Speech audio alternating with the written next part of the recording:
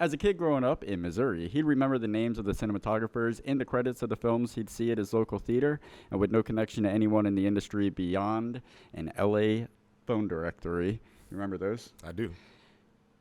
And a willingness to cold call famous people, he'd soon found himself in LA making friends and interviewing those very cinematographers whose names he remembered. And fast forward, he is now one of those names to be remembered. Roy H. Wagner became a cinematographer.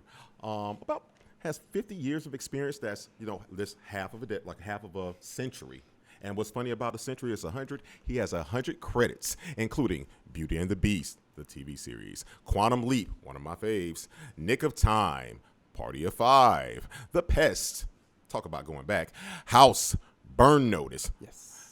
One of the most underrated Michael Jai White films out there ever, Blood and Bone, Ray Donovan, and among many others. The film that brings us here today, or tonight, is Nightmare on Elm Street 3, Dream Warriors. And I've been practicing that all day. You couldn't give me I've been doing that all day in the bathroom. Good job, Marie. Thank you. All right. Before we go forward, I want to give a shout out to Wayne Byrne.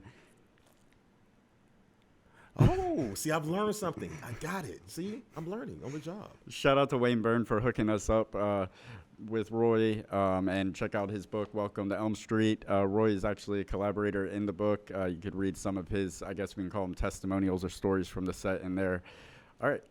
Hey, so again, thank you for being here. Now, your biography on IMDb made us feel an instant kinship with you after reading how you began cold calling, which me and him know a little something about from working in so many call centers. You were cold calling cinematographers whose work you admired, and then you started interviewing them, and your appreciation for the work that went into the films you love. Now, that's us. That's all we do. We love films. That's why we do this show where we talk about films. But for you, it must have been so much more challenging before the days of the internet, because at least we can reach out, send emails, do these things. But you didn't have that. All you had was hard will and determination. So what is it about cinematography that captivated and motivated you to the degree that it did, that you would go to those lengths in order to pursue it? I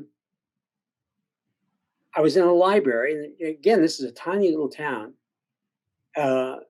Had a nice library, but wasn't very big. And I was talking to the librarian, and a man came in and said, "Do you have a Los Angeles phone directory?" And she said, "Of course, there's more than one. There's quite a few." And she directed him over to the directories, and something in my mind clicked: names, cinematographers, Los Angeles phone directory. And I decided, I'm wondering if I can look up those names and see, maybe I can call them. Again, realize this in the 1950s. Phone calls across the United States were extraordinarily expensive. Yeah. Extraordinary. You had to get the operator number, please. And the calls were expensive. Well, regrettably, or maybe surreptitiously, I decided not to tell my mother and dad. And I called 3 or 4 of them, and they were bogus numbers, or that people would hang up on me. But one person, the first person I ever got a hold of, and they're all of their names were Bob Smith or George Buddy or something like that. It'd have been probably, I would not have gone very far, but some of them who answered, one of them specifically, the first answer was Harry Stradling, and Harry Stradling said, "Oh, you love the movies. That's kind." And you remember he's talking to a 9-year-old, 8-year-old boy. Yeah. So I know nothing. This is fan. I'm a fan. And not like a fan like people are fans today, because they can say more about what I've done than I can say. But, I was just a little boy who was fascinated by this new circus that was coming to town, the movies. And so he said, "Oh, well, yeah, I take the pictures. I'm the cinematographer." And he said, "Hey, if you're ever in Hollywood, look me up." Something that everybody says, right? Not knowing that he'd gotten a Barracuda on the other side of the line. It was making his life's work to find a way of getting to Hollywood. So it didn't last very long, but it was like I'd spoken to God. And when my mother and dad got the phone bill, I felt the fear of God. So the deal was that I could only talk to a limited number of these people if I did well in school. And so I did my best to do well in school, and I called Harry back. And Harry was just as kind that time. He had this Yonkers, New York accent, which was a little difficult for me to hear. I was a Southern boy with a twang, and so I didn't understand where that came. It was out of space as far as I was concerned. And finally, after about the third call, he said, "Where do you live again?" And I told him, "Sikeston, Missouri." And where is that? That's in the Boot Hill. That's in the southeast corner of Missouri. And he said, "Let me talk to your father." So my dad got on the phone. He said, and my father's name was Roy too. So everybody called me Buddy. As I was growing up, all my family called me Buddy. And he said, "So where does Buddy live? Where do you guys live?" "We live in Sikeston." And he said, "Is that anywhere near Paducah, Kentucky?" And my father said, "Well, it's not too far. It's about a couple of hours drive." And he said, "Well, I'm going to be in Paducah, Kentucky on a film uh, on these dates. Do you think you could bring him down and maybe he could take a look at what we do?" And because he's so fascinated with this, and it's kind of huge, In those days, nobody was interested in cinematographers. They were interested in movie actors and maybe directors, but only a few, like Hitchcock or someone like that. Most people didn't know who the directors were, and Yeah. definitely didn't know who the cinematographers were. We can tell you who the key grips are and gaffers today, but film fans, but in those days, nobody really cared anything about the cinematographer. So these guys thought it was kind of cute. This little boy wanted to be like them when he grew up. So the day came when we went to Paducah. My mother and my brother and I all went with my father. We went into Paducah. It wasn't Paducah; it was near there. And we came upon this location, and it looked like a circus. For all these trucks, tents, and I thought, "Wow, this is pretty cool." And we got out of the car and started walking amongst the equipment. And honestly, it felt there was so much energy and color amidst all of this. And everybody was dressed in suits. They were like from outer space.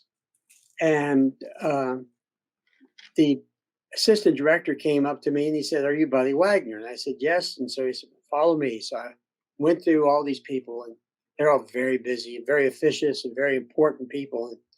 And he said, "Harry, this is your guest, Buddy Wagner and his family." So Harry said, "Well, get on the camera. What are you wasting time for? Get up behind the camera. Let's go." And so he set me on the dolly, and there was this big, beautiful Mitchell BNC camera, which was another thing. It was like a piece of fascination. And he said, "Okay, let's roll the camera. Let's go." And of course, they weren't rolling the camera, and they were doing a lighting setup. But I got to look through the camera, and I got to set on the dolly, and he spent about an hour and a half with me, and my future was sold in blood at that moment. There was no way I was going to ever turn back. Yeah, And I'm sorry. I have a vague understanding of how you must have felt when Harry picked up the phone for the first time, because I feel a sense of that getting to speak to somebody whose work I grew up admiring right now. But I could not imagine getting to, and for those that don't know, Harry Stradling Sr., he was responsible for movies like My Fair Lady, Funny Girl, Hello Dolly with Barbara Streisand. And you not only got to Victor mentor, Gray, and the movie set that I was on with him was The Face in the Crowd. And, okay, and what was that like though? Getting to, it that was had to be I didn't surreal. understand. It just was. It was like going to a circus and getting to peek behind the tent. Like going backstage and getting to peek behind the tent. And you have to understand that these people. I mean, you come to Hollywood today, and everything's kind of very bohemian, and everybody kind of is like people that are in a normal community. But back then, we were all considered civilians. Hollywood people were the insiders. Mhm. And so that was kind of you were getting to peek behind the curtain. Yeah. And for a little boy, that was something. I have to tell you why this obsession was so important to me. And I didn't know it until after my father died, and my mother told the story. My father was a baseball player. He loved baseball, and he was going to play for the Cardinals. And before or right after the war, before he and my mother got married, he had a physical for their wedding, and the doctor said, "Roy, you're going to have to give up baseball. Your arteries are clotted, and if you don't stop, you're going to die by the time you're 50." And so my mother said, "It's your choice. I mean, I don't think we should get married if you're going to go through this." And my father said, "No, I'll give up baseball." So he gave up the love of his life, I mean, baseball, to marry my mom and to have my brother and I. And I didn't know any of this. And so it kind of, after my mother was in her 90s, she told me the story and informed me why I never gave up this obsession, why I didn't give up this complex, difficult, impossibly difficult profession to survive in. There was just no choice. I was going to do it. I Coming know. from Sikeston, Missouri to Hollywood, California in the 60s was impossible. There was Yeah. no way you were going to make it. That's and you also got to work with or at least you considered him a mentor, Frank Phillips, and that name stood out to me because Pete's Dragon, the original Pete's Dragon, is like one of my favorite films. Broomsticks and Yeah, yeah. What was he? What, camera operator on Singing in the Rain, and he'd been an MGM part of the camera crew since the silent era, Ben-Hur and all those films. yeah, like you're working with people that were literally a decade out from the dawn of like Yes. cinema in Hollywood. That's what's like the biggest what's the thing you took away most from that time that you brought into your career? I walked on the stage at Warner Brothers. I stood on that stage and I looked around. It's a warehouse, really. I looked around. And I said, "I've made it. I'm actually on the stage where Casablanca was made. I was on the stage where The Adventures of Robin Hood was made. And now I wasn't even the director of photography yet. I was just walking in. And when I finally became a director of photography, the first studio I worked in was Warner Brothers. And I looked up and I thought, "You did this, Roy. You followed your dream and it came true." And so it was that. It was certainly that. It was like magic. Welcome And to prime time. I love that. You know I had to at some point in this interview. Sorry. I love Well, one of the that was Robert's. He made that line up on the set. I read that like I was standing with Chuck, and Robert comes up and he says, "Chuck, the scene doesn't really work for me. You need to have some humor in it." And all the humor that's in Dream Warriors 2, it's not from Chuck. It's from Freddie. It's from Robert. Robert has a great sense of humor, and that line is his line. well, don't fall asleep yet. We're gonna get the Nightmare on Elm Street, but first we're at the very beginning of your career in 1985. With a few ninja action movies. Now, one of which was a box office hit. What was that like, seeing your name in the credits as cinematographer for the first time? I mean, you already told us what it's like when you came onto that film set, and you've said, Roy, you did it. And one of the things I love that you really just talked about was when you say it was in blood, because we talk about there is no plan B. Plan B is to not let plan A fail. And now your name's out there for some other kid to remember who's going to the movies. Talk to us about that. What I saw was my grandfather's name. Mhm. I saw Roy H. Wagner, and I said, my dad would be proud. My grandfather would be proud. I felt that. I remember in Westwood, I had, I think, almost the same time. I had 3 movies in the theaters at the same time. Nightmare on Elm Street, I think maybe Witchboard, and some other film. I can't remember what the other film was, but they were all in the theaters. And I went to Westwood, and at the Village Theater was one movie, and across the street at the Bruin was another movie. And I said, "Wow, that's wonderful." And I walked into the theater and stood in the back, and I watched this film, Nightmare, and I could hear the squeals and the screams of the audience, and I thought, I had a part in that. I did that. Yeah. And it was really fun. It was like being able to say, be able to see your father, and he said, "You did good." You know, Yeah. and of course, Harry died 2 months after my father died. But I didn't tell you about this following your dream, because my father died when he was 50 anyway. So he could have followed his dream.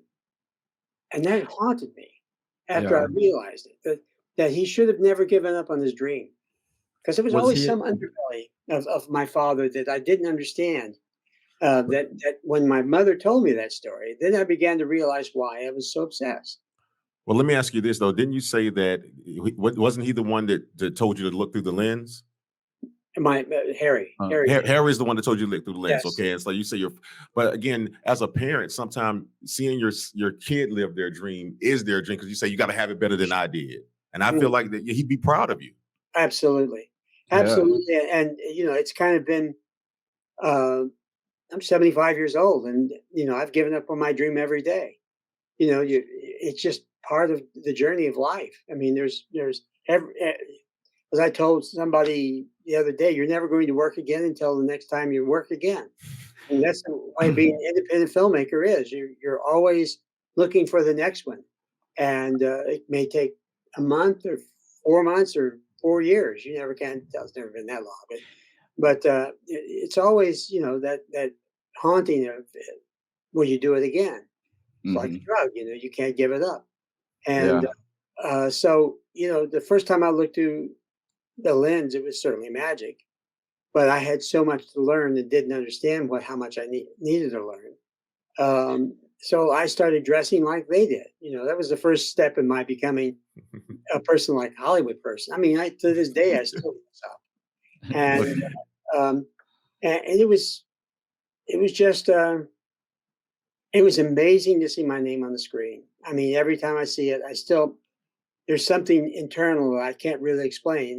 That when I see it, I go, that's pretty cool. It's like you live forever. How does it live to know you live in film infamy? Like even when you leave, we all leave, but what do we leave behind is the question. I think you're leaving so much, so you'll always be here. Yeah. Well, it's the truth. I mean, it says something about the transition to death anyway, because we all there's a part of us that is imparted from the legacy we had before, good or bad, and good and bad, and it lives through us. So whatever I've done and whatever I've tried to do to help people, I like helping Wayne and helping other filmmakers, young filmmakers especially. There's this sense that I'm doing what Harry did for me. I'm doing it, but I'm smarter than Harry because I got to learn on his back. Yeah. And I'm smarter than my father because he made sure that I didn't make his mistakes. Mhm. So, That's the way it should be. Yeah. yeah, and it's really, for me, there is that eternal thing. Film is forever, as they say. I mean, Nightmare on Elm Street will certainly outlive all of us. Well, I And wanna I wanna get into 1985 and 1986 because we love connections here, and you brought up, Witchboard and, well, in 1985 and '86, you shot plenty of horror films. You did, Witchboard, Night Force, and Return to Horror High.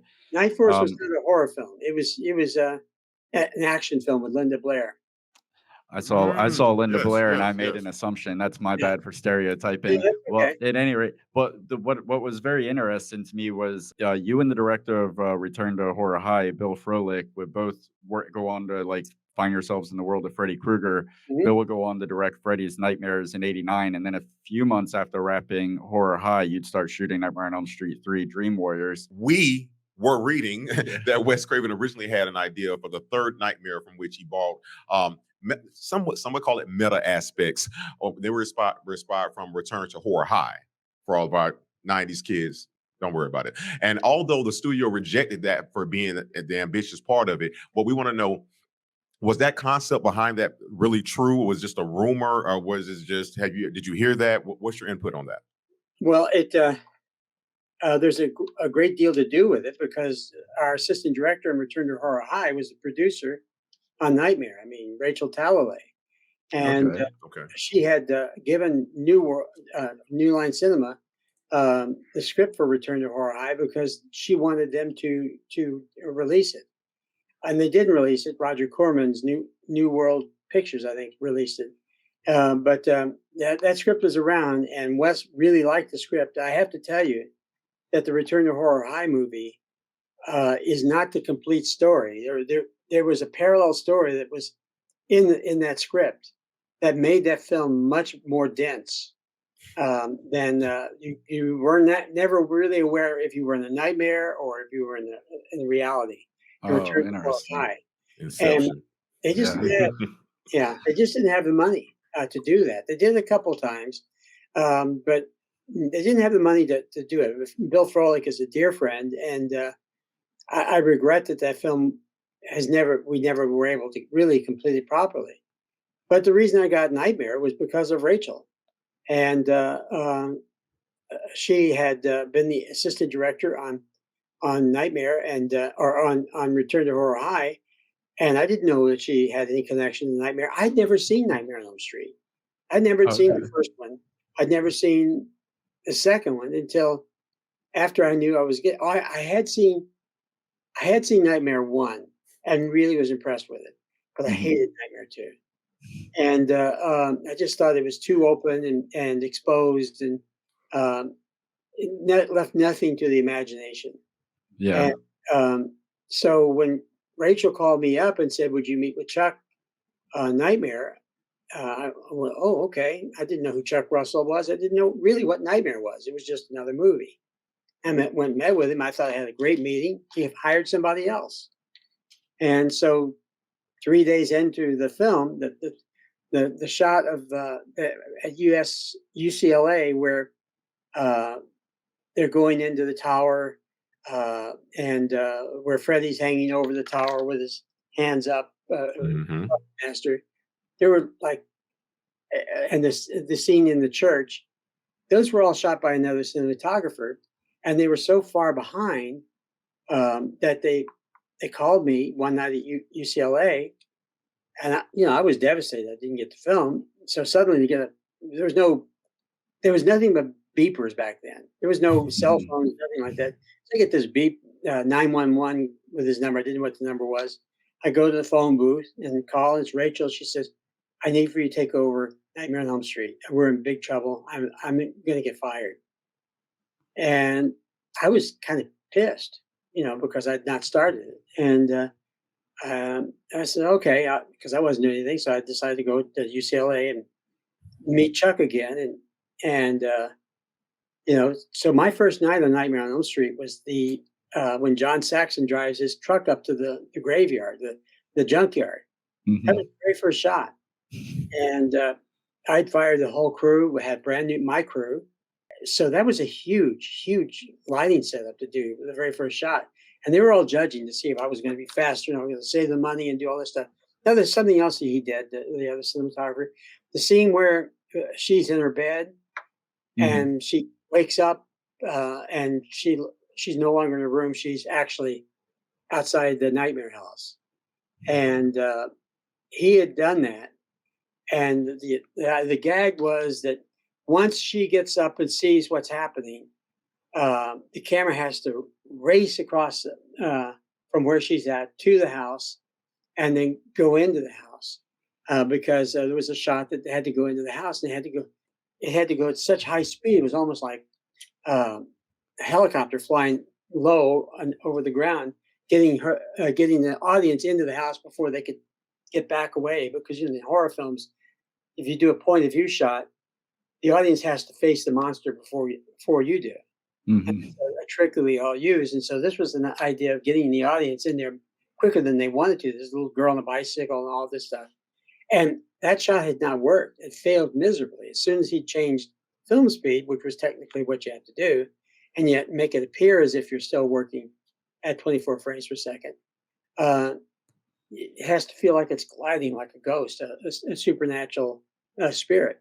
It didn't work that way. So after we shot that first night, which was all the graveyard stuff with all the cars, the lights blinking and digging up Freddy's grave uh, and all of those things. In fact, that's me right there in front of Freddy's grave, Nice. in Freddy's grave, and I'm thinking to myself, what did I get myself into here? Oh, that is awesome.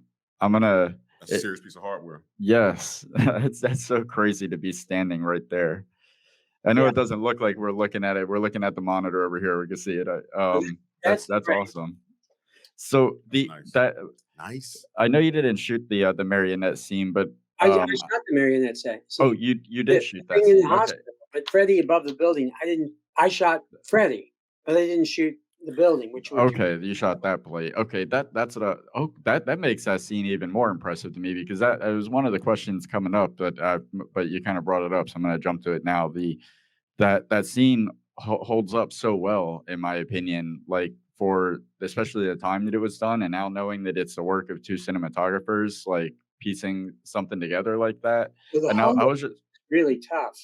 The what. puppeteering with the young boy being puppeteered, where you can see the veins or arteries coming out of his hands Mhm. and his feet. That was really hard because our makeup people and effects people couldn't find something that would be elastic enough to spring when he was walking, and they were breaking, they were snapping all the time.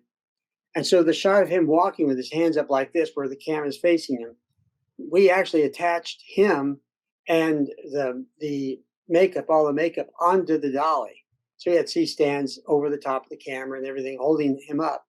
And then him walking with the puppet, with the side shot where it's panning him down the hallway. That was two separate pieces of film. That was the plate, which was this the hallway, panning the hallway, and then the other shot was on the blue screen with him as the puppet, and we had to marry those two things together.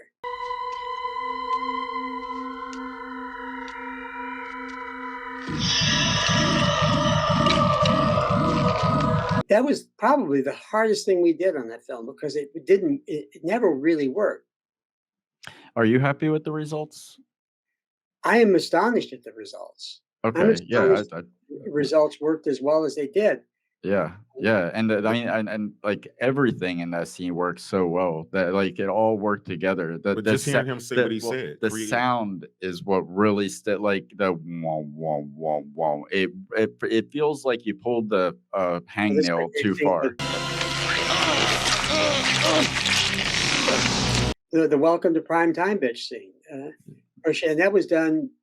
We shot her as a separate piece, and then the television set was, and her being brought into the television set was her when we were here by the television set when she came to us, and then there was a shot behind her where you literally see her being embraced by the robot bringing her in, and that was uh, a puppet. And then when Freddie's head goes up through the TV set, that was shot in reverse. And then that's where he says, "Welcome to prime time, bitch." And I can hear him still saying that to Chuck, saying, "Hey, Chuck, how about this?" And it took us a week to shoot that. Let me tell you something, sir. I love everything you're telling me now because I think I almost know that it's a lost art because nowadays it's not all CGI, but really it's something that's a different, when you do something practical or invent something that's never been done. And even if it does take a week, if that memory is going to last on for decades, who cares? Because you're giving us something we'll probably never see again. And I think it's almost a lost art to really be creative. Like, we don't know how we're going to do it. Well, let's just try. Are you about to get into Robert Englund? Can I get No, into no, truck? no. I just wanted to Oh, comment okay. on what he was just saying about this art that he's talking about. We were Oh, all, the best thing about being a cinematographer is this three-dimensional chess. And truthfully, so you're always yeah. trying to find your way out of the box. And Oh, one of your questions was, what's your favorite thing that you did on Nightmare? And my favorite thing I did was probably something you never even thought about. It's when Nancy falls through the chair. that It's simplest trick we did. yeah. We lifted the chair up on apple boxes. You didn't see the apple boxes because from our camera position, it looked like it was a part of the room. But we lifted that up and we slit the chair with holes in it so that when she would fall, you wouldn't see those slits, but she would fall right straight through down into pads below that chair. And so what we did is we shot a blank of the room with the chair, and then we shot her in that falling through. And what we had to do was optically hide what was underneath the chair and put that blank piece of film in there so we could see what was under the chair.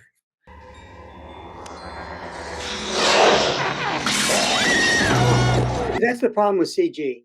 The CG takes you out of it's what you Yeah. see is incomprehensibly impossible. It's Hmm. against nature. And what I love are effects where you could suggest to yourself, okay, intellectually or emotionally, you can say, well, that could happen. Yeah. And Yeah, it's tangible. when you can do that, it's more frightening. I Um, wanted to talk to you about Chuck Russell for a minute because I have one more connection that I found very interesting. The Dream Warriors, this was Chuck Russell's first time directing. Witchboard was your first credited horror film, at least according to IMDb. And at least as of 2019, Chuck Russell is signed on to direct the remake of Witchboard. And Chuck Russell has also directed The Blob, Jim Carrey's The Mask, Bless the Child, The Scorpion King, among others. What was he like to work with? And did you know about the Witchboard remake I do. or heard I anything mean, I've about been that? asked to do it. I've been asked to do it. It's not happening yet. It's a good script. I loved Witchboard. I had so much fun on that. Kevin Tenney was a lot of fun to work with. That was a fun movie to work with. And the same crew that did Nightmare did Witchboard. That'd We be did so Witch- interesting if you and Chuck Russell collaborated again on like something that you both were like firsts for both of you guys. Horror films were my favorite things anyway. My favorite. I don't like horror films as much as I love ghost stories. I love The Innocents with Deborah Carr, and I love The Uninvited with Ray Milland. That's a great ghost story because they don't try to explain it away. It's a real Well, ghost. let me Yeah. say this. Well, speaking of things you love, at least from our perspective, Robert Englund seems like such a giving actor as He- far as understanding how to give the crew what they need and to get the best shot. What was it like working with him personally? Robert would sit in the chair for 5 and 7 hours. And I did Beauty and the Beast, and we had the same makeup team on that we had on Nightmare. And when we did the pilot, we had I can't think of his name now. The head makeup artist that did the Beast makeup. You sat in a chair for 7 hours and had people touching your face for that long. It can make you pretty irritable, pretty frustrated. Yeah. I don't think I could do that. He would come out. He was always on time. He would come out of the makeup room, and he was as generous and kind and considerate and sweet a guy I've ever worked with. Just an amazing guy. Not a big guy at all. He was a little guy. He is a little guy. But just if all movie stars could be like Robert Englund, this would be a lot easier business to work in. But Robert was just I can't say enough good things about Robert. He was a contributor in every single solitary way. And the fact that he'd done now the third one, he was in the midst of doing the third one, made him very, very knowledgeable.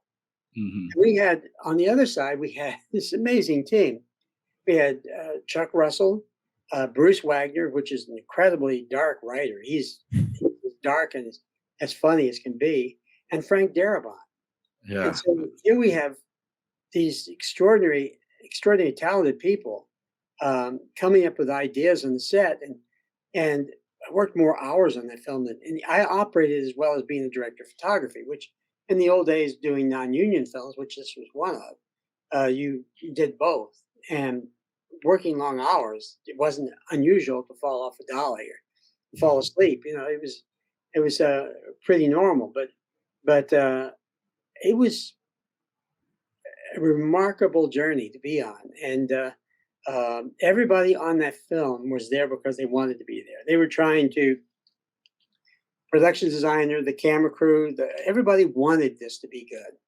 They saw it as a legacy piece and they wanted it to be something that would be valuable. And I have to say, my gaffer has done wonderful things. My key grip works on the biggest films in the world, like Dracula and Forrest Gump and films like that. So they went on to do incredibly big films, but they were a remarkable team to have with you on that film. Let me ask you this. Were there any inspirations as far as the style of shooting that went into Dream Warriors?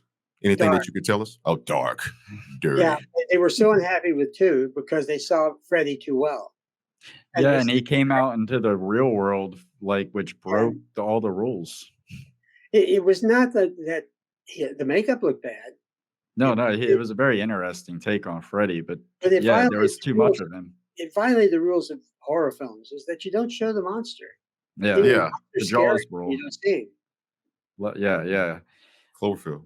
And there, yeah, I think Frank Darabont. I know I just butchered that name, but Oh, he like that. I didn't realize that he was a writer on it until I was doing the research for this interview, and that makes so much sense. Why? Because the part three is like the darkest tones and the most, and that's like the first time Freddy was turning people's real life weaknesses on them, like against them. Let's get high. And it was like as hilarious as part three was.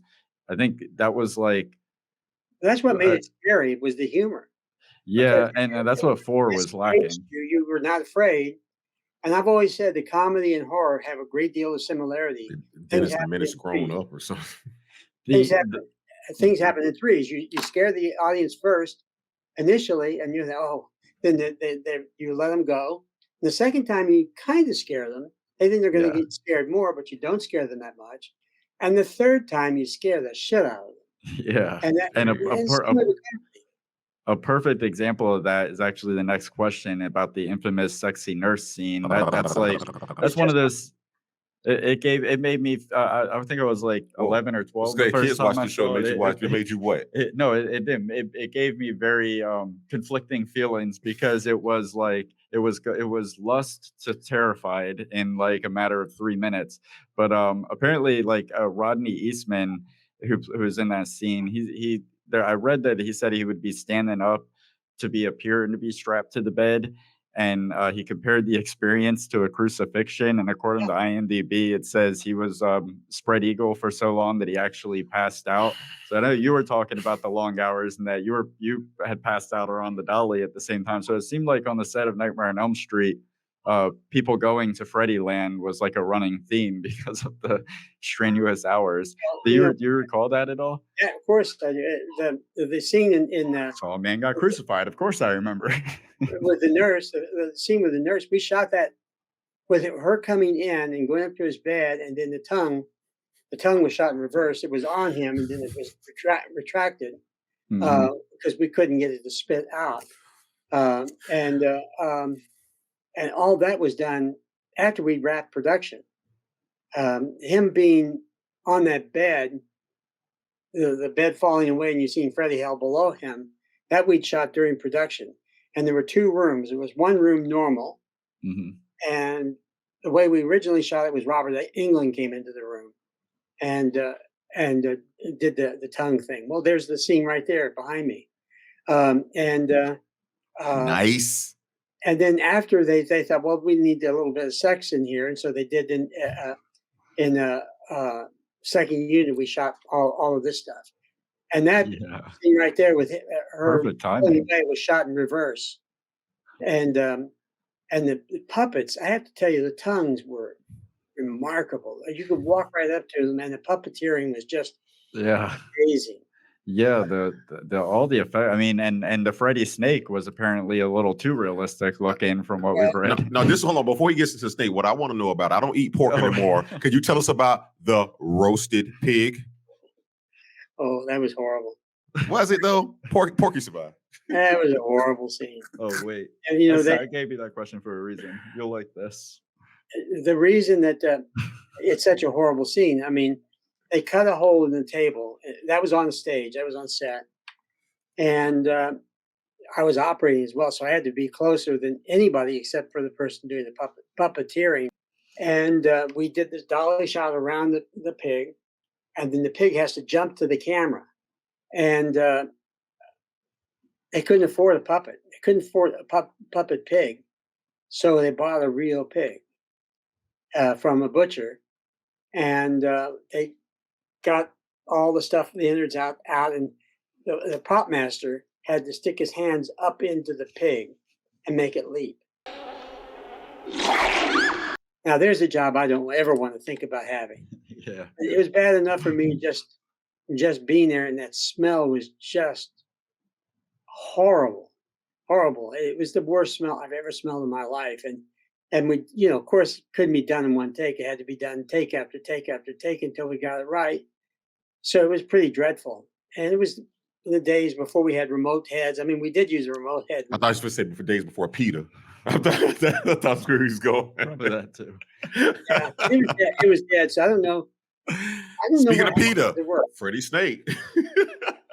Yeah, that what I saw, I could smell that story when I read about that. Yeah. I don't know what's worse, having to get it blown in your like right there in your face, and like I'm sure it wasn't just like a one and done, right? Like Yeah, it was like 6 takes. I of have course. if you look at Wayne's book. I gave him a lot of material. There's pictures.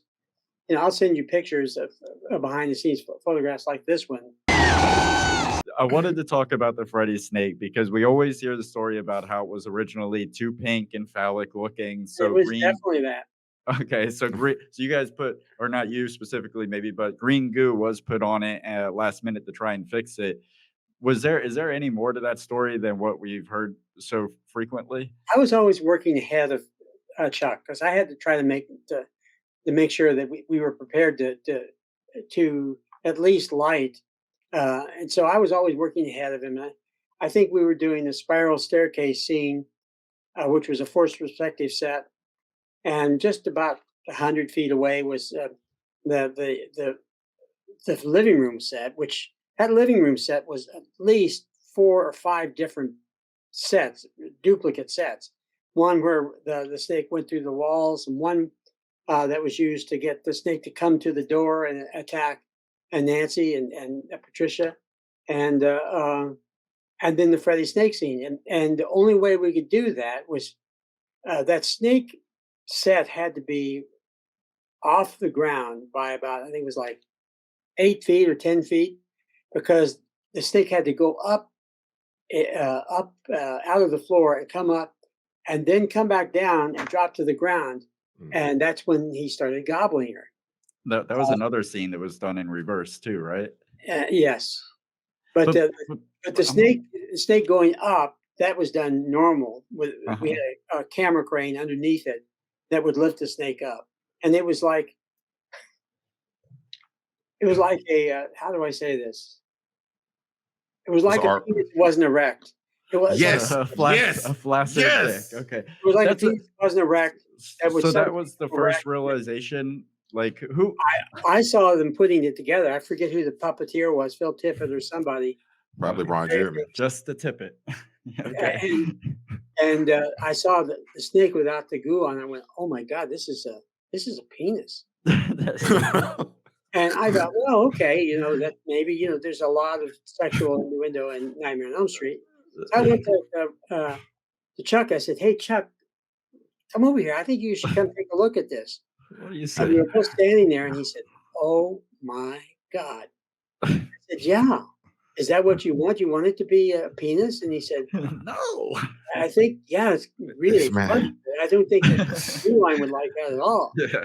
I see where you guys are getting off the rails. That's not a penis. This interview is so money right now. It's not about what I want, Roy. Let me ask you something. That's- What's your favorite death of the film? My favorite death? Yeah. My favorite death is easily the marionette scene, just because it is so effective. And I put that in here. Like that the tendons, the being pulled from his legs and his wrist, and just the taboo nature of Freddy making somebody who's in a hospital appear as though that they've This is one of my favorite themselves. scenes right here with the nun. There we It's when go. Craig Lawson goes into the rundown part of the hospital, Uh-huh. and he walks through all this clutter and then gets to the altar, and there's this nun in white that turns to him and says that there was a nun. It was obviously her. There was a nun that was trapped in this room, and she was raped by all these maniacs. And it's my favorite line in the whole movie. The bastard son of 100 maniacs. Yeah. I He like shot it. the scene on Halloween. That's Man. I saw the production was like October 15th to September. So you guys were like right in the thick of Halloween season. That And had I to be so remember ominous. this was at the UCLA, no, not UCLA, the Veterans Administration Hospital, which is still there. It's a haunted place. It's Oh my abandoned. God. It's in Westwood on the opposite side from the freeway from Westwood. And that scene was shot in the attic of that hospital. And the crew hated it because Yeah. if you walked around in the hospital by yourself and you were always having to, it was scary. And we shot this scene on Halloween night. I thought, that's fun. I'll remember this the rest of my life. That I shot That's a horror film on Halloween. oh wait. That's Okay. so Now awesome. that is awesome. But let me ask you this: Do Yeah, you well, remember this? It's a good Okay. segue right into Right, because cursed. can you either confirm or deny? Do you know anything about the infamous? I'm not going to say who did it. The Freddy glove that might have been stolen, supposedly stolen from set. Now, some sources say it was part of an ongoing prank between Wes Craven and Sam Raimi, and other sources report Chuckster, the prankster Russell, stated that it was stolen by two obsessed fans. One fan who snuck onto set. You have anything to say about that, here, Dave? Well, I know that I don't think it was a joke because everybody was freaked out because the hat was stolen. Oh, The no. Freddy hat was stolen, as was the glove. And so there was this big, huge, frightening thing about what are we going to do? We can't find the glove. We can't. And so the person who had made the original prop was working with us, and he was able to rebuild the hand. But the hat, nobody knew where to get the hat. And they finally Yeah. found it. I think it took a couple of days to find it. That's But wild. it I was was So, waiting for somebody to bring it back. Wes Craven was on the set one time, and he was not happy. He was not a happy person because it wasn't his script we were making. Wow. was he there for Nancy's death? I heard that he had a part. He wanted to have a part in that since he brought No, her to life. He went, damn, Wes, what are you doing? no, it wasn't. It was earlier on. I can see him standing there, but it wasn't. I can't remember what set we were on.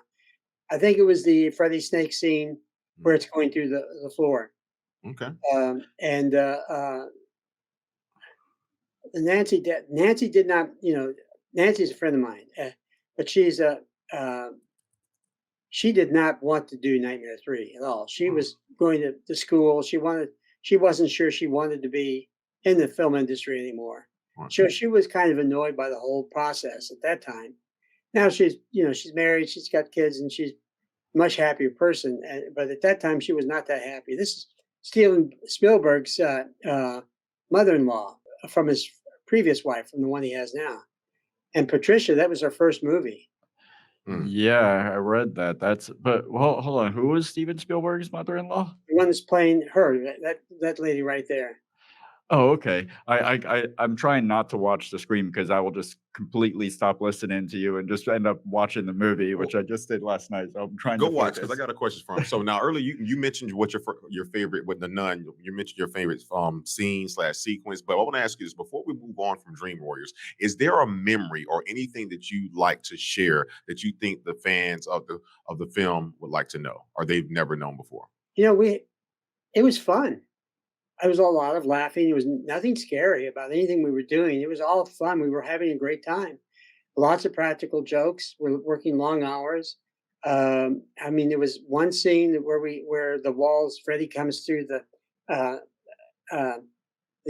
insane room, the padded room, and his hands come through the walls, and that was pretty dangerous. People were sucking in these feathers, and some people got really sick during that scene. There was another scene, the breaking of the mirrors scene was pretty dangerous as well, and also very complicated. Same process as the Freddy puppeteering scene was all done the same way. And those two scenes were the most difficult. I remember one night, Chuck had an expression. I asked him one time. I said, "How do you define what a director is? Give me a definition of a director." And he said, "The last man standing." I said, "Oh, okay." And I see how that works. And Chuck Chuck was relentless. He would not give up. Production was on his tail every second of every day saying, you got to wrap. You've got to wrap. We don't have any more money. We can't do this anymore. You got to wrap. And Chuck would go, oh, okay. And then he'd go on and do another take. And it was constant. We were overtime constantly on that film because Chuck was not going to give up until he made the movie he wanted to make. And, it was tough on us, but by the same token, it wouldn't be the movie it is without Chuck having fought for it. It wasn't that New Line said, you got $10 billion, go make it. I mean, that happened after us. After they made all the money on us, they realized, oh, we've got a franchise here. We've got to make this work. They started throwing money at New Line throwing money at a film is not like Steven Spielberg throwing money at a film. It was still low budget, all of those films, but they were given a lot more effects. And frankly, I don't think they work as well as this one. Right.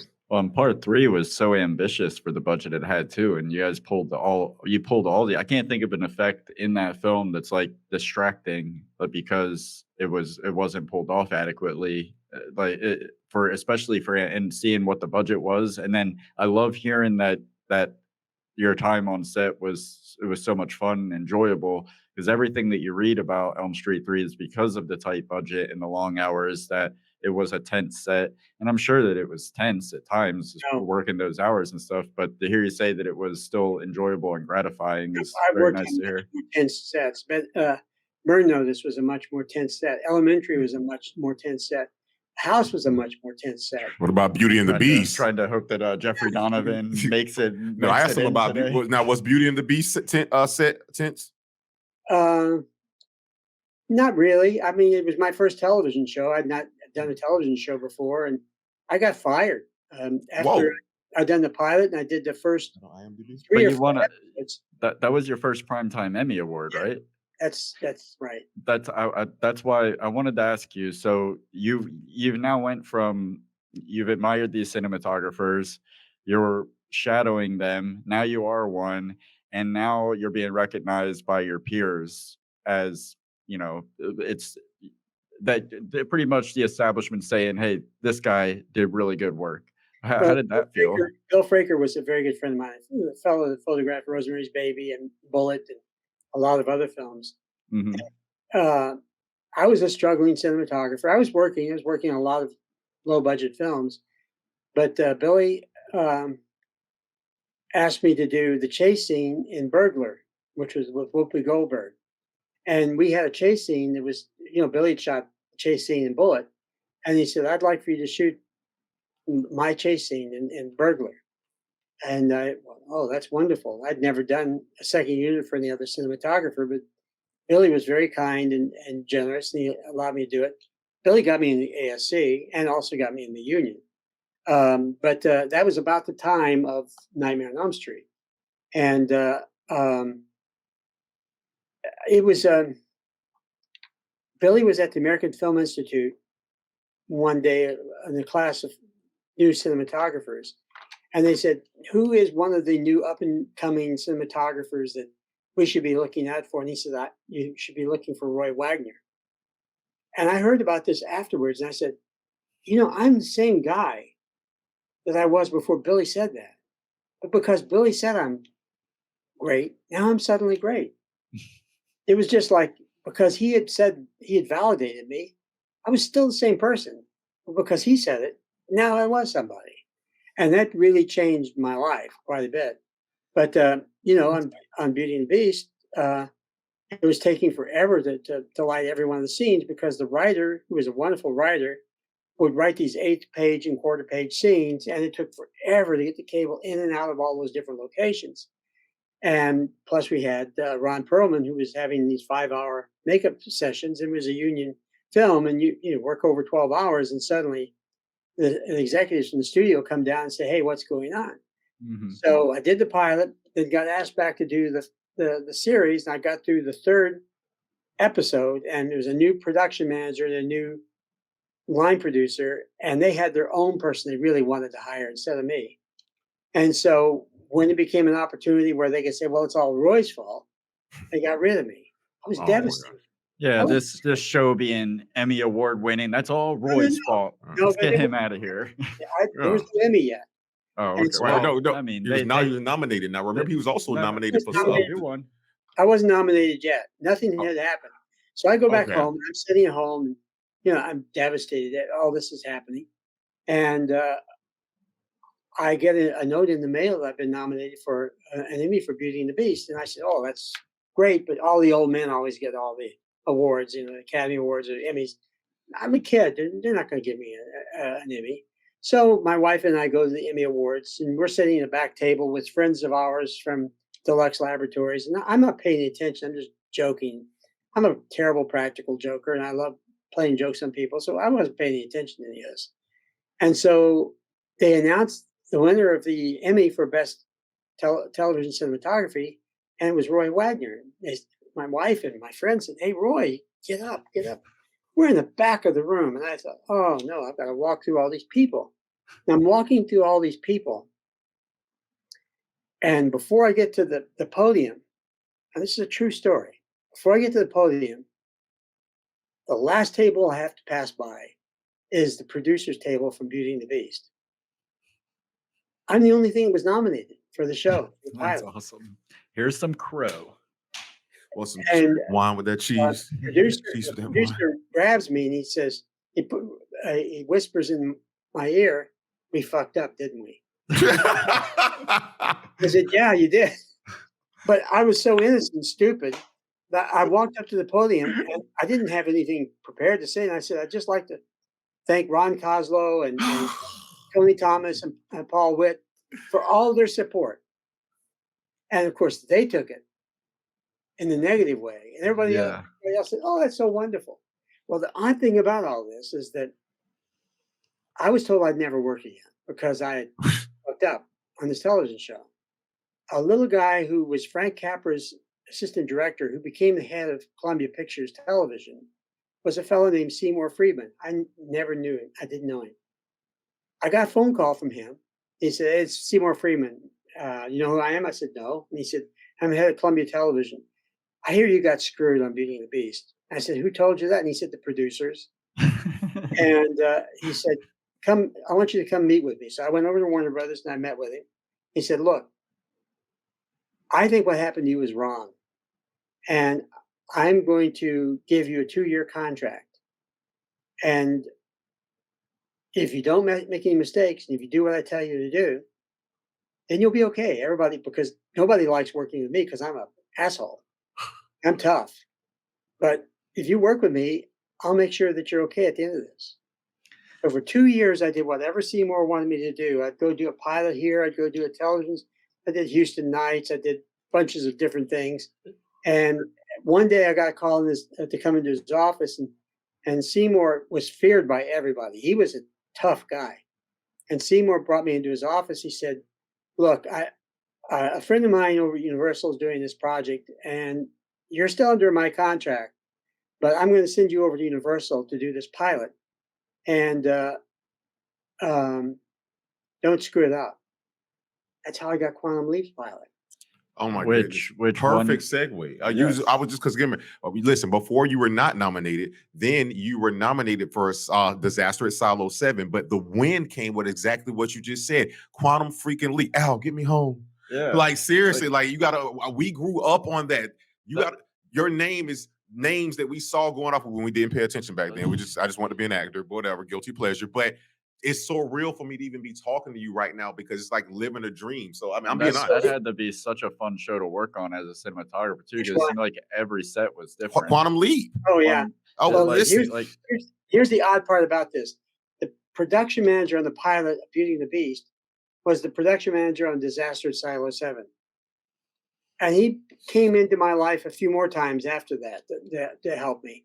The Quantum Leap was great fun. I had David Hemming, who was an actor, director, and Scott Bakula and Dean Stockwell. You couldn't find better people in the world to work with.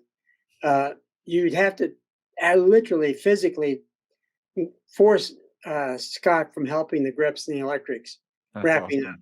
He was just a very kind. Well, he is a very He's a good kind man. Good man.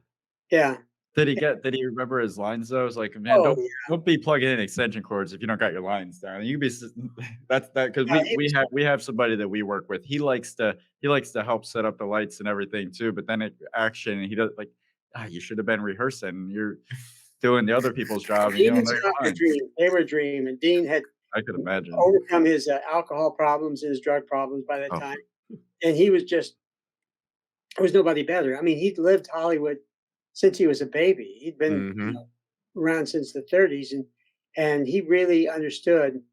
He understood the process and the business, and he was a kind and generous person.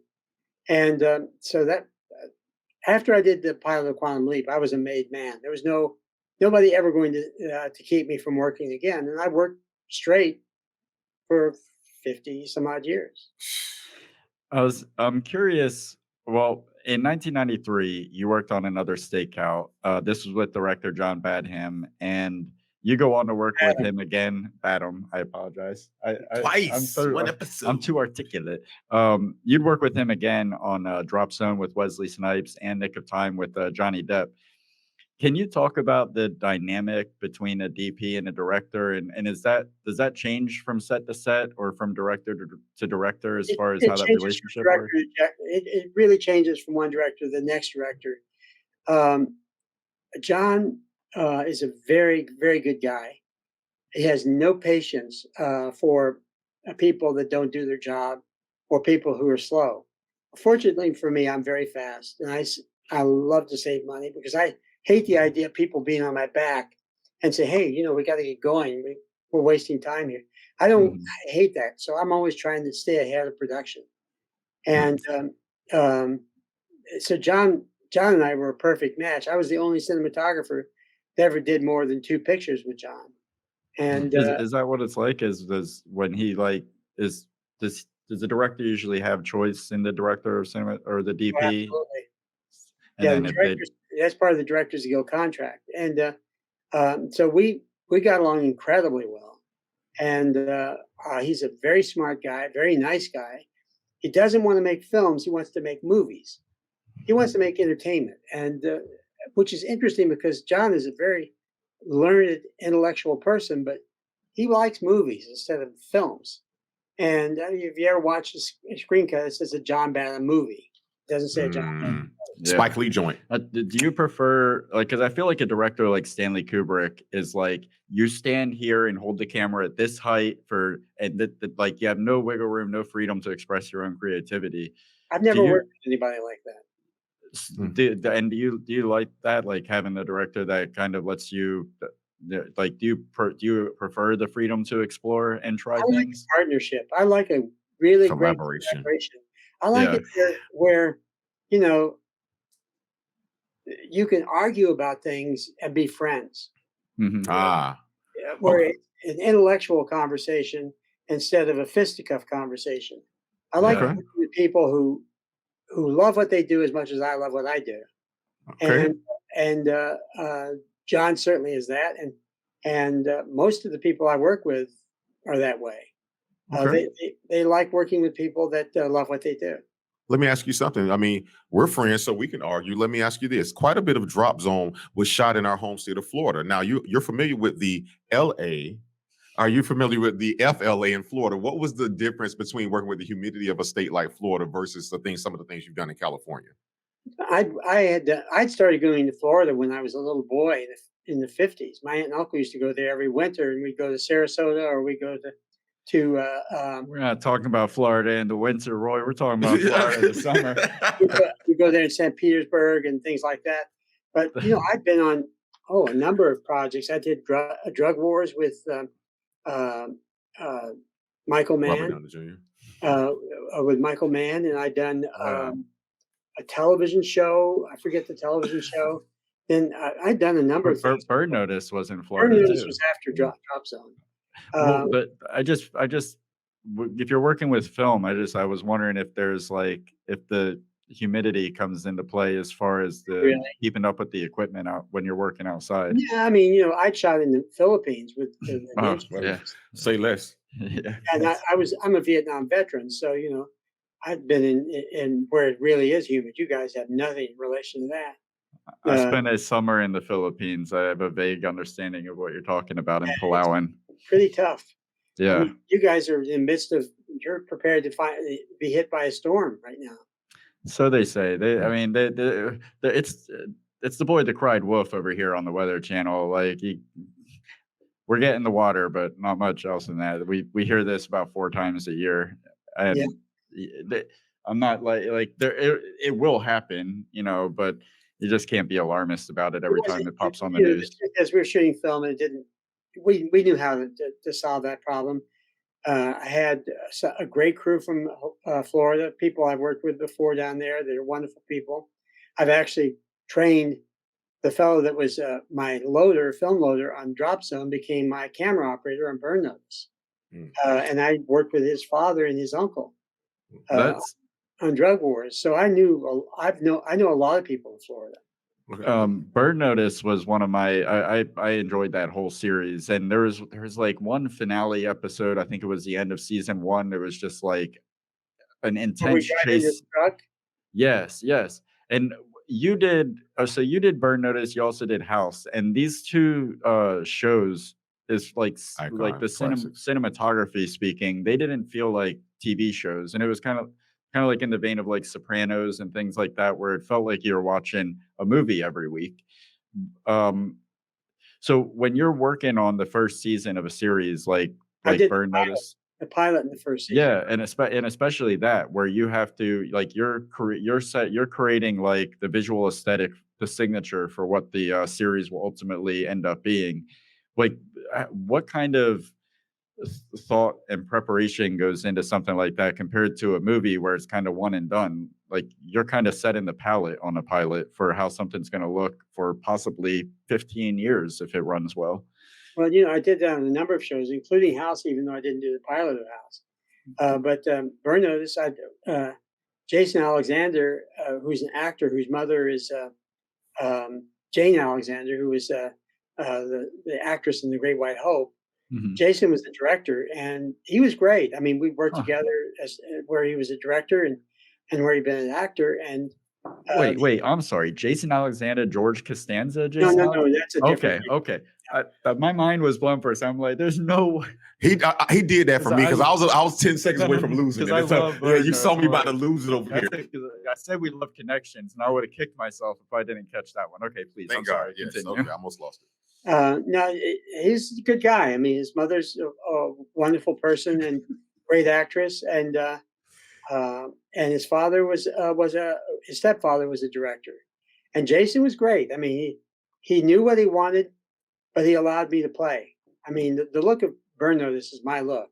It's That's something awesome. I created, and the theory behind Burn Notice for me was Florida is an unusual. It's like Hawaii. You have these beautiful green trees, the palms, The and you have saturation, the incredibly, overexposure.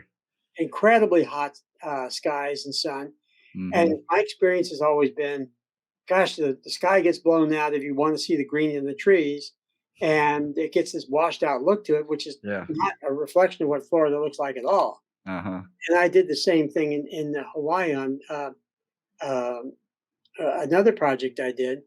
I overlit, so it looked like 3-strip Technicolor. It looked like an old Technicolor movie. Mhm. And that meant the colors were saturated. You saw the blue skies, you saw the greens in the trees, and it was hard. It was hard on the actor. I was not a fan of the star of that show at all. He was not a nice guy. Yeah, I And heard that he created just unnecessary problems for the people who are just trying to do their job on the show. he was not a nice guy, but yet, the co-stars were wonderful. Mhm. I can't remember Bruce. Bruce Campbell, man, yeah. Bruce The freaking greatest Campbell. guy in the world. I mean, Yes.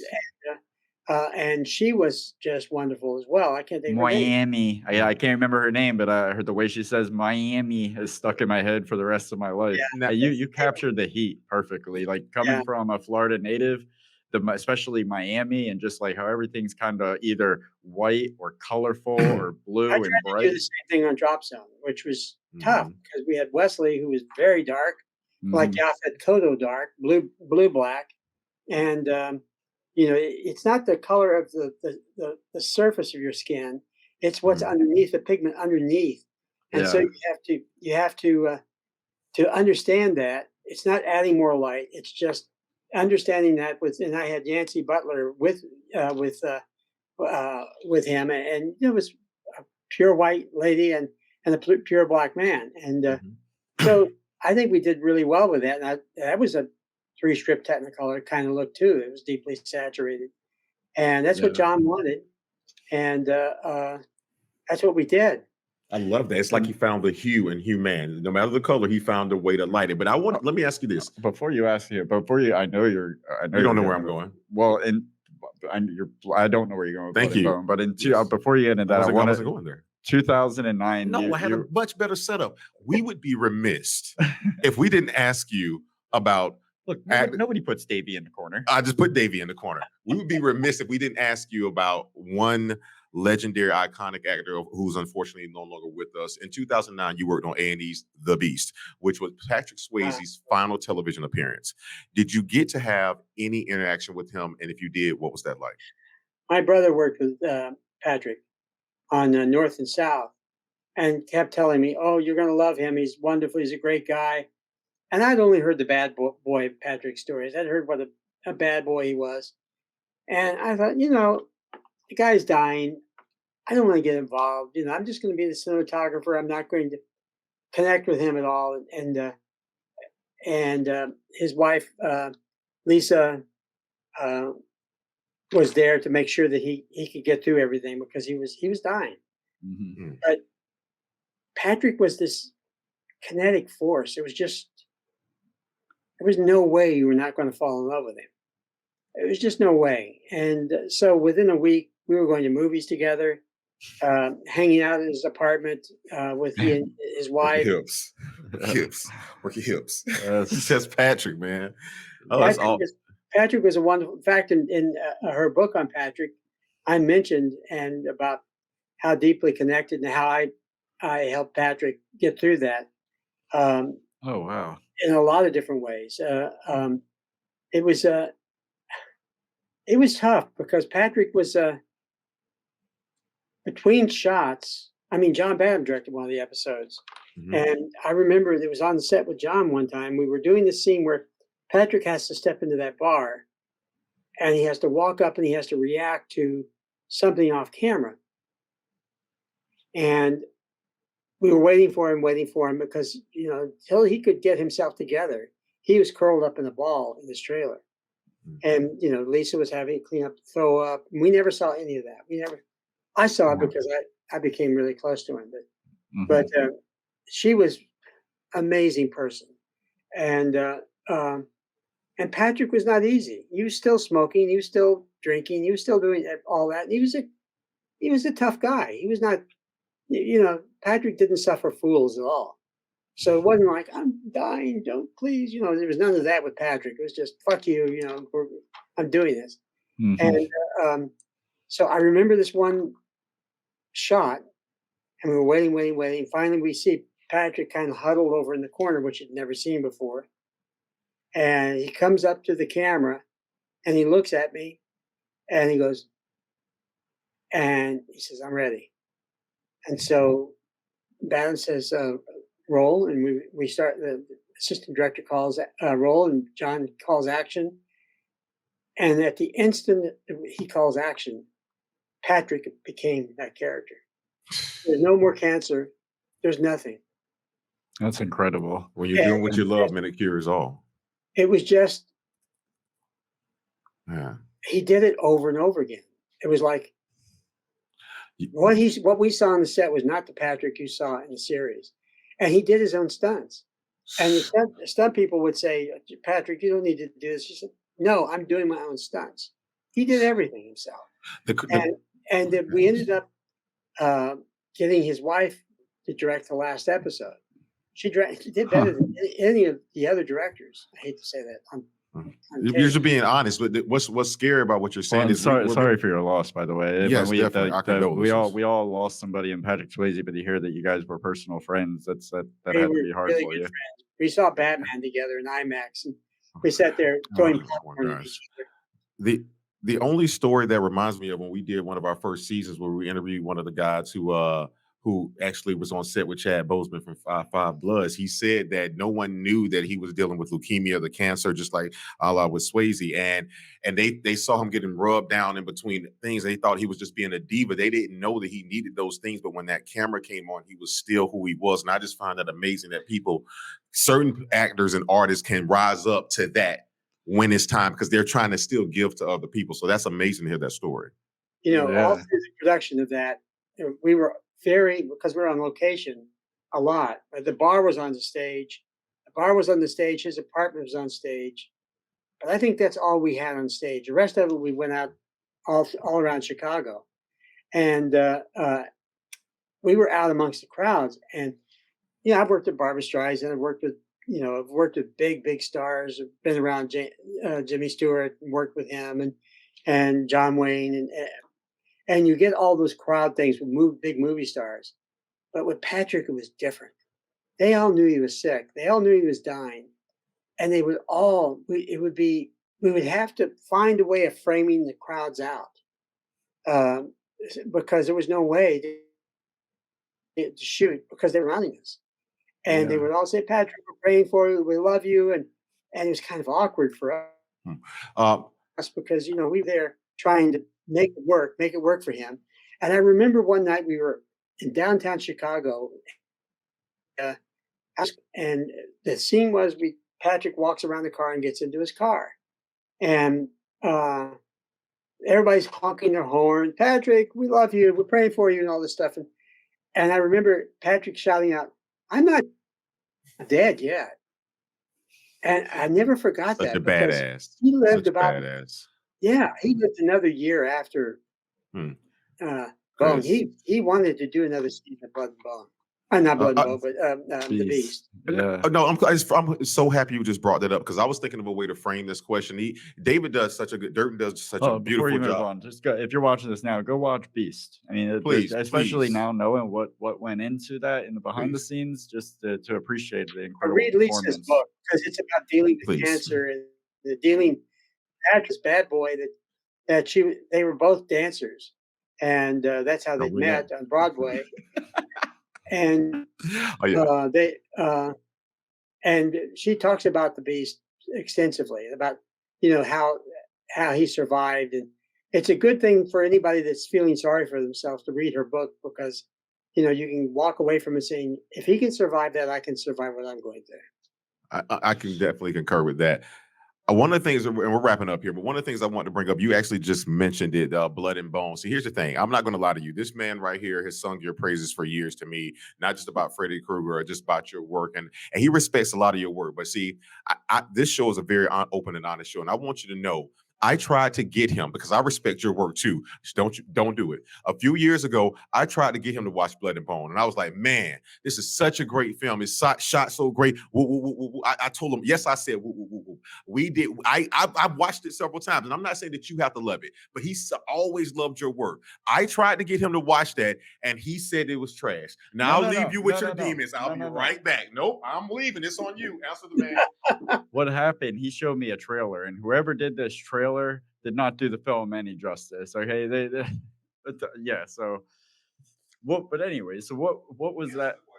When you're working on a film like Blood and Bone, what I did notice and what I did appreciate in the trailer is, and reading the reviews for it, something that a lot of people liked about this film was how it wasn't like your typical action film where you have 17 jump cuts in the middle of like 3 punches.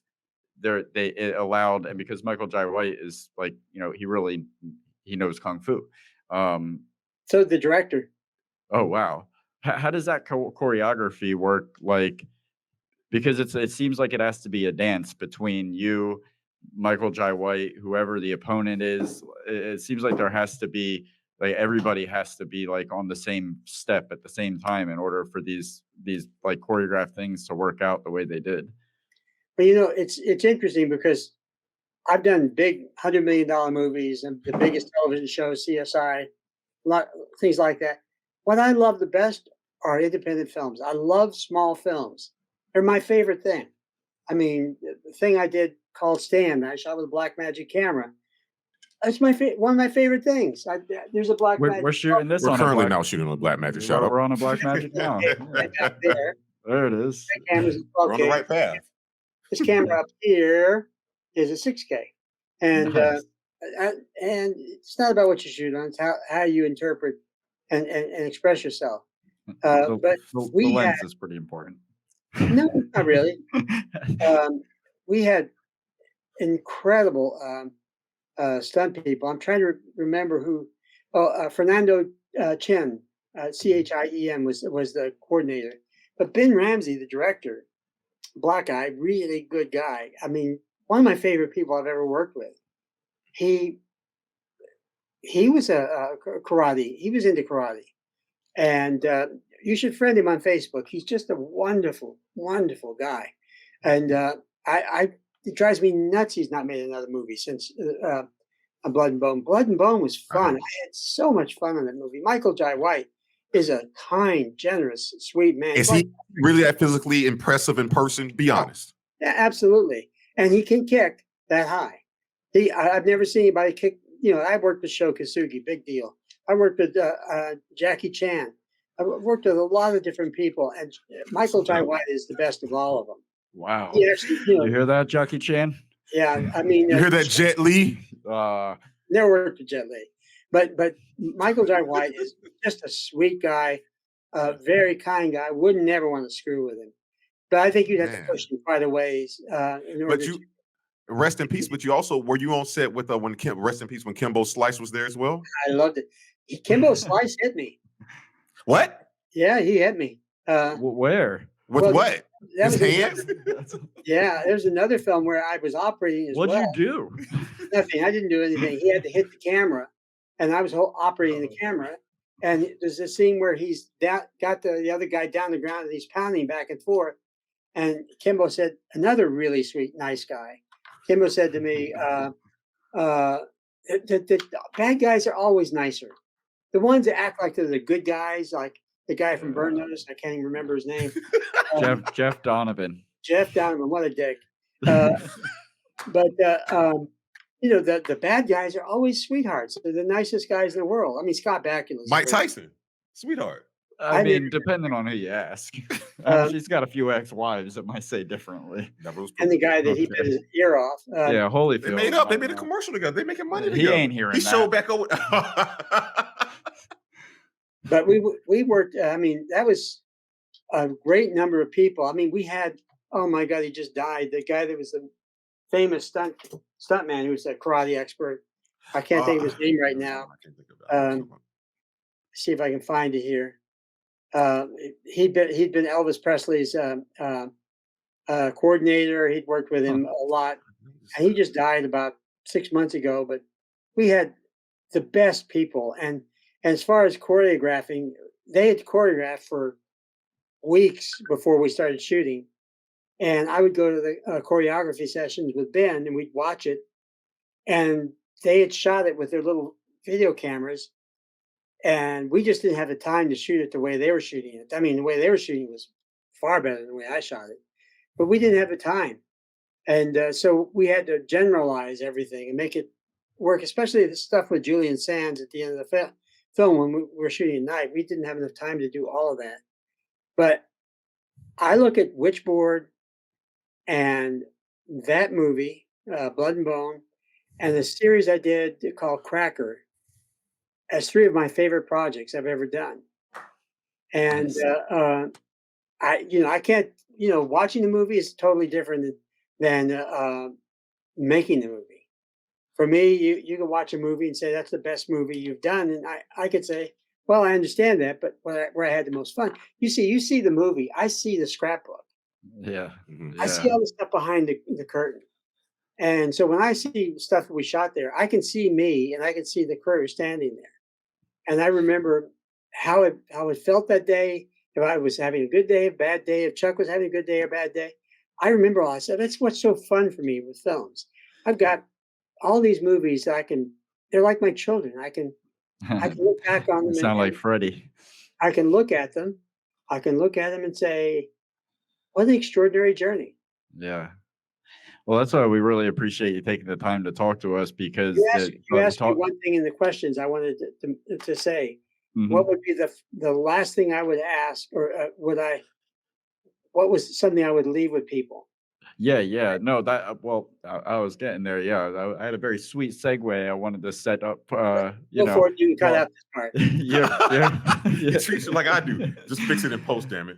We like the movies that we love. To get to talk to people like you gives us a peek at that scrapbook, and it just makes us appreciate and relive those movies in ways that we could have never imagined. So thank you very much for your time. And yes, with that, with all of the experience that you've had from the greats that you've shadowed that started in Hollywood cinema to all of the work that you did and all the people that you worked with, to the aspiring cinematographer out there, what advice would you give them? Never give up on your dream. And the only person that can steal your dream is you. Or Freddie. Sorry. That's amazing. Last one of my questions. I just want to ask you this. Correct me if I'm wrong, and I'm paraphrasing here. I don't want to quote you directly. You said that cinematographers and directors alike should not be afraid of technology because you should not steal from the stories that we're trying to tell. They shouldn't be afraid of it. Am I somewhat right, or am I all the way wrong? You're absolutely right. I did an iPhone commercial where I recreated what I shot at Nightmare on Elm Street. You can find it on YouTube.